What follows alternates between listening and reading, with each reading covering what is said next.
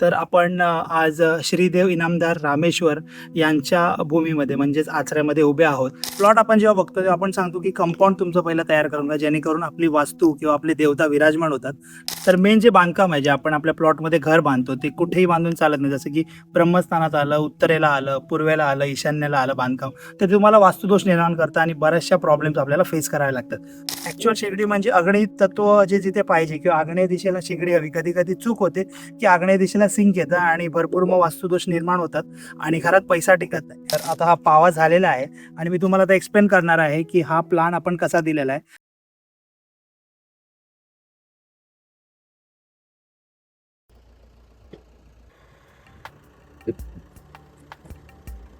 नमस्कार, मी वास्तुतज्ञ गौरव सावंत. वास्तू गौरव या नावाने माझं इंस्टाग्राम आणि यूट्यूबवरती चॅनल आहे. तर आपण नेहमीच ऐकत आलो आहे की माणूस एका वयात आल्यावर 25 ते 35 वर्षामध्ये जरा स्टेबल झाल्यावर त्याची इच्छा असते की त्याचं स्वतःचं घर असावं गावाकडे, किंवा त्याचं जिथे नेटिव्ह प्लेस आहे किंवा त्याची तिथे लँड आहे, प्लॉट आहे, तिथे त्याचं घर असावं.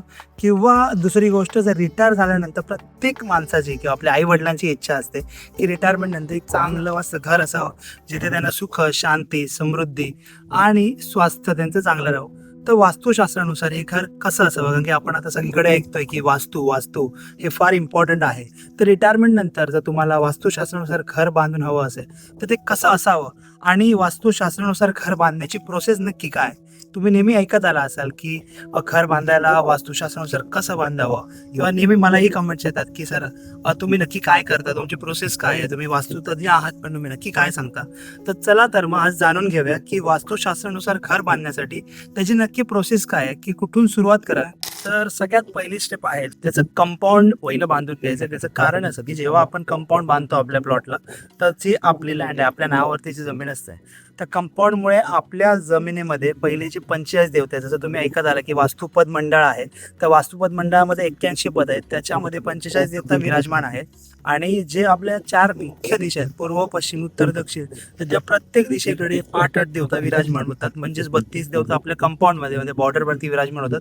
त्यानुसार आपण आपल्या कंपाऊंडची एंट्री, म्हणजे आपल्या प्लॉटमध्ये येण्यासाठी एंट्री कुठून घ्यावी हे आपल्याला क्लिअर होतं.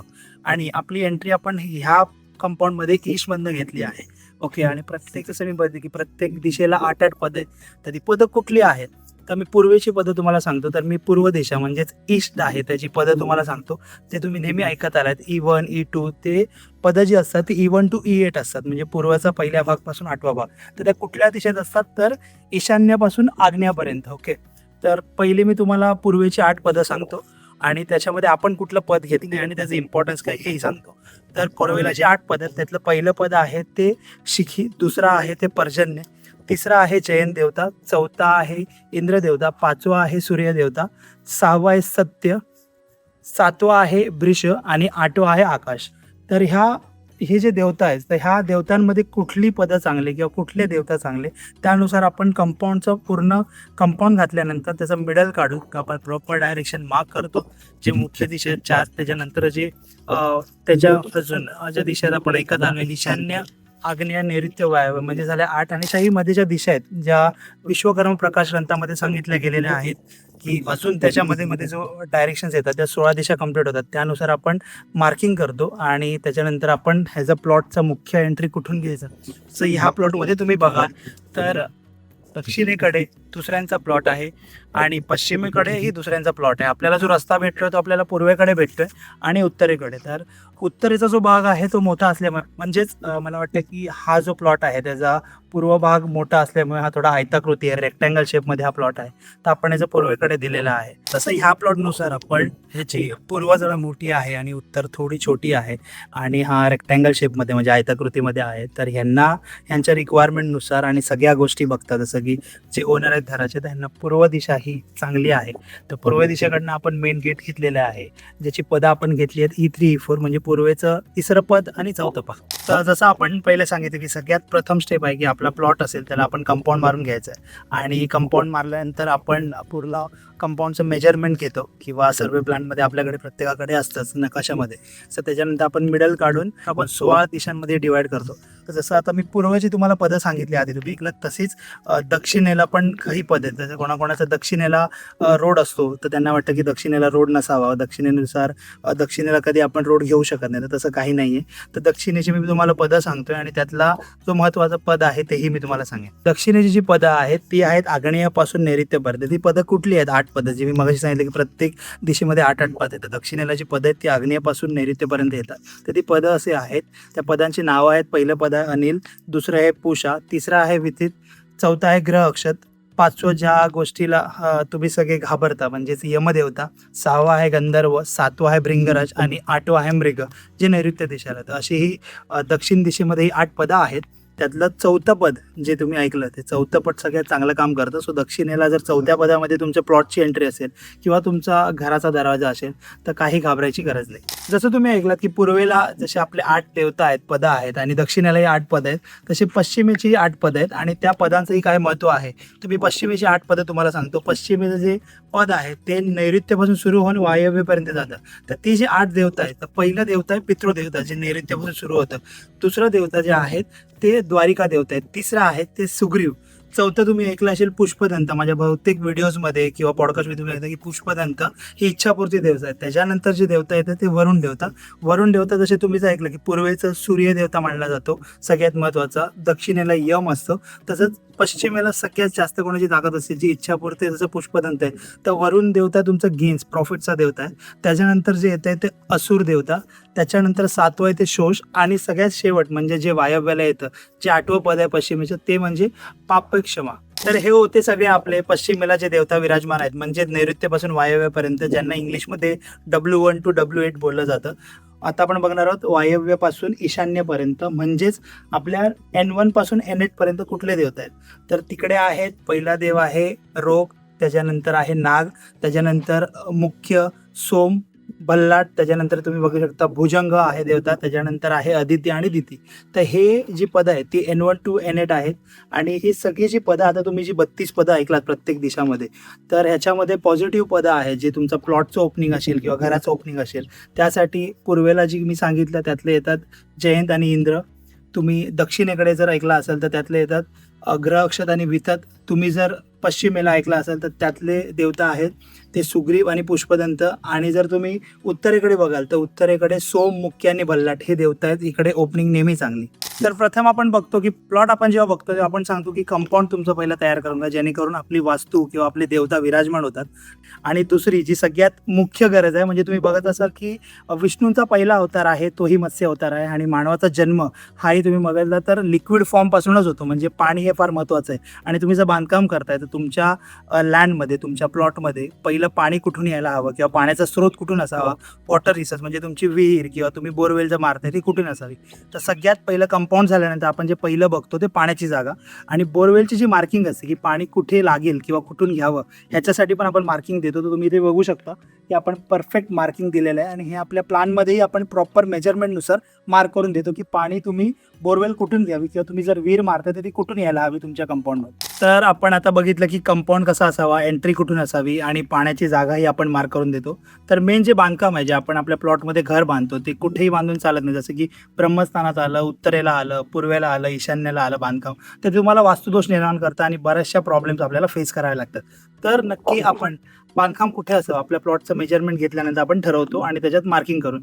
तर पश्चिम दिशा, दक्षिण आणि नैऋत्य ह्या दिशेमध्ये आपण जास्त करून बांधकाम कुठे असावं मेजरमेंट वाईज सांगतो आणि कंपाऊंडपासून किती जागा सोडायला हवी आपण. जर आपला प्लॉट मोठा असेल तर आपण प्रिफर करतो की कंपाऊंडपासून आपण जे बांधकाम घेतो ते 10 ते 20 फूट आपण सोडावं. पण इथे तुम्ही बघाल की आपण कंपाऊंड आपला 6 गुंठे असल्यामुळे 10-10 फूट आपण दक्षिणेकडनं, नैऋत्य आणि पश्चिमेकडनं सोडायला सांगितलं. आणि पश्चिमेकडे बांधकाम किंवा पश्चिमेकडे उंचवटा किंवा तुमचा जो प्लॉट असतो त्याचाही उंचवटा आणि स्लोप कुठे असावा, तो दक्षिण, पश्चिम आणि नैऋत्यला नेहमी उंचवटा असावा.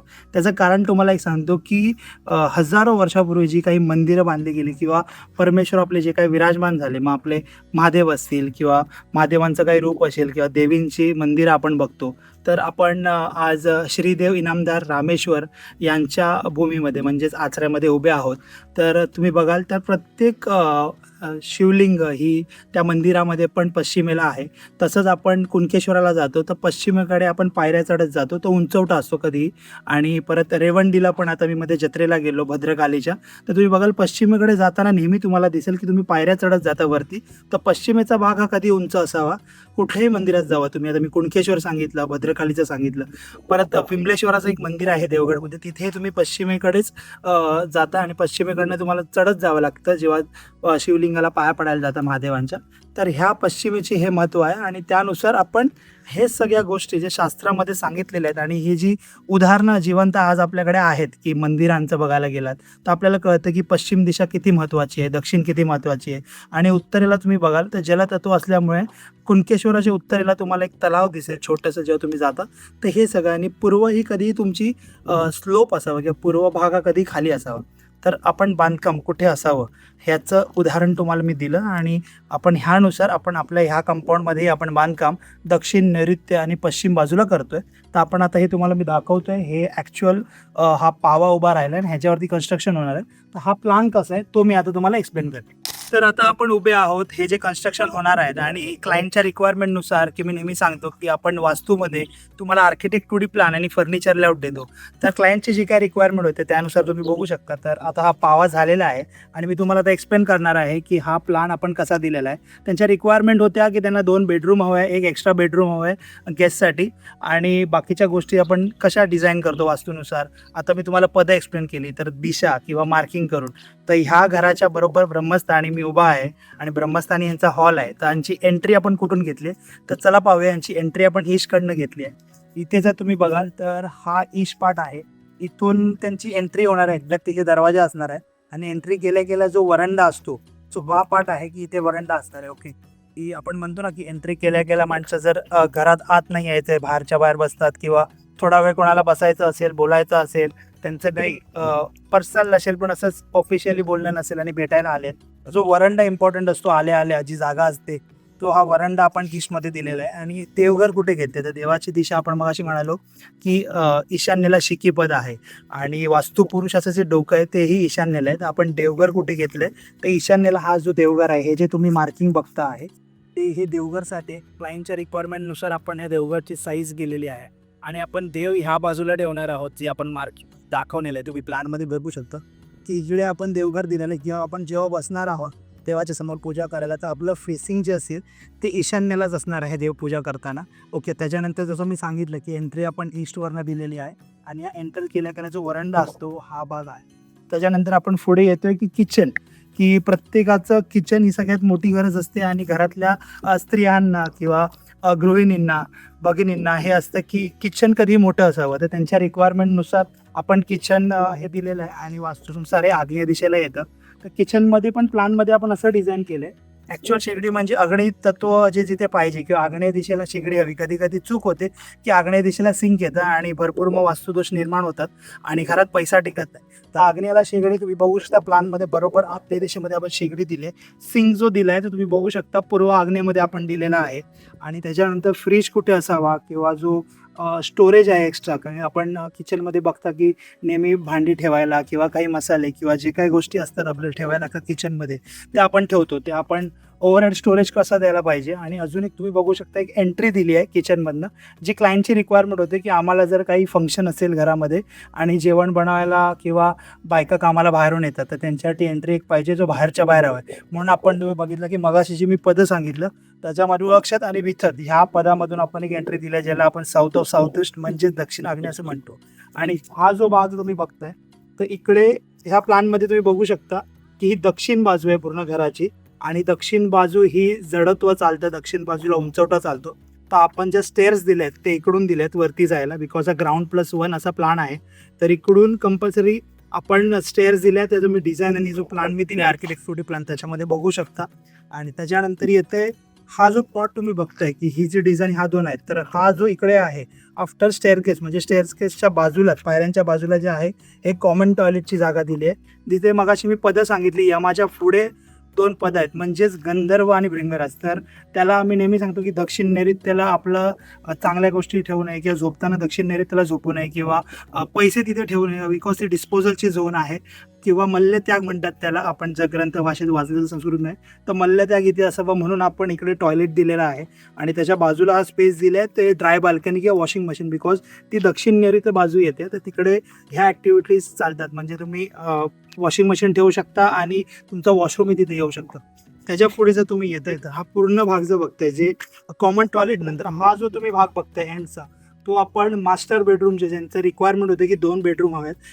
आणि क्लायंटला रिटायरमेंट नंतर जे घर असतं की रिटायरमेंट नंतर माणसाला वाटतं की आरामात आता फ्युचर रिटायरमेंट लाईफ आपण मस्त स्पेंड करू, तर त्यांची वयानुसार आणि त्यांची रिक्वायरमेंट होती की आम्हाला बेडरूम 2 बेडरूम खाली हवेत. तर हे मास्टर बेडरूम आहे जे या जागेचे ओनर आहेत त्यांचं. आणि तो जो कॉर्नर मी दाखवला तर कॉमन टॉयलेटच्या बाजूला जी जागा येते आहे तर ती आपण वॉशरूम प्लस त्यांचा बाथरूम केलेला आहे. ओके. आणि बेडरूम त्याच्यानंतर जो हा मास्टर बेडरूम आहे तो प्रॉपर आपण वेशीमध्ये घेतलाय. आणि याच्या झोपेच्या दिशा कशा असाव्यात, अजून त्या वॉशरूमचं सांगायचं तर जो मास्टर बेडरूमचा कनेक्टेड वॉशरूम आहे तर त्याच्यामध्ये पण तुम्ही बघू शकता की आंघोळ करतानाही आपली दिशा कशी असावी. त्यासाठी मी जे शॉवरचं कनेक्शन्स आहेत किंवा कुठे असावे त्याचंही दिलं आहे. प्लस जे डायरेक्शन असतं कमोडचं तेही आपण सांगितलं की कुठल्या डायरेक्शनमध्ये कमोड बसवावं, जेणेकरून जे शास्त्रामध्ये ज्या गोष्टी आपल्याला भेटतात की आपण जेव्हा आपण एक वॉशरूम किंवा आपण टॉयलेटला बसतो तेव्हा आपली फेस कुठे असावा त्यासाठी कमोडचे डायरेक्शन सांगितलेले आहे. आणि आंघोळ करताना कुठे असावं त्याच्यामध्ये तुम्ही बघू शकता. ह्याच्यासाठी ह्याला आपण फर्निचर लेआउट प्लॅन पण म्हणतो आणि आर्किटेक्टोडी प्लॅनही म्हणतो. आणि त्यानंतर बघू शकता की बेडरूममध्ये आपण आल्यानंतर बेडरूममध्ये झोपायची दिशा आपण दिली आहे, ज्याच्यामध्ये डोकं हे पूर्वेला आहे आणि पाय पश्चिमेकडे. त्याच्यानंतर आपण वॉर्डरोबची दिशा दिलेली आहे. आणि ड्रेसिंग टेबल आणि मिरर कुठे असावे जेणेकरून बेडचं रिफ्लेक्शन त्याच्यामध्ये पडणार नाही. आणि तुमचे इम्पॉर्टंट डॉक्युमेंट झाले किंवा काही इम्पॉर्टंट गोष्टी झाल्या त्या कुठे ठेवू शकता तुम्ही आणि कुठे असायला हवे वास्तूनुसार, त्यानुसार पण त्याचं डायरेक्शन दिलेलं आहे. त्याच्या पुढे येतं ही आपण त्यांच्याकडे त्यांचं बोलतात सन्स किंवा डॉटर्स बेडरूम आहे तेही डिझाईन केलेलं आहे. ते आपण ह्या दिशेने असं डिझाईन केलं की त्यांचंही बेडरूम तुम्ही बघाल तर बेडचं डायरेक्शन आपण दिले ईस्ट आणि वेस्ट, म्हणजे डोकं ईस्टमध्ये आणि पाय वेस्टमध्ये. आणि त्यांचंही वॉर्डरोब आणि मिरर आणि ड्रेसिंग टेबल असं डिझाईन केलं आहे जेणेकरून काही भविष्यामध्ये वास्तुदोष निर्माण होणार नाही. त्याच्यानंतर आपण येतोय घरातल्या सगळ्यात मुख्य जागेमध्ये, म्हणजे सगळ्यात इम्पॉर्टंट जी ब्रह्मस्थान, जिथे वास्तुपुरुषाचं नाभी आणि हृदय असतो.